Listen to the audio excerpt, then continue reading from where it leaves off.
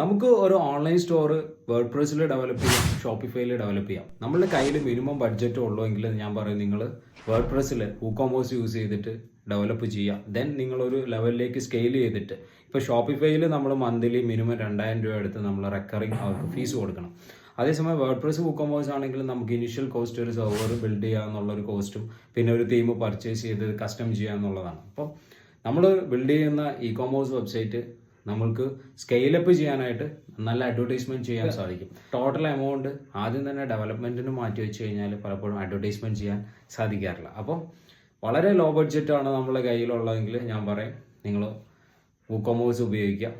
ഇനി ബഡ്ജറ്റ് ഉണ്ടെങ്കിൽ ഞാൻ പറയും ഷോപ്പിഫൈ ആണ് ബെസ്റ്റ്. കാര്യം നമുക്ക് അവിടെ സെർവറിൻ്റെ ഹെഡേക്ക് ഇല്ല, വേറെ പ്രശ്നങ്ങളൊന്നുമില്ല, നല്ല സപ്പോർട്ടും കാര്യങ്ങളും എല്ലാം ഉണ്ട്.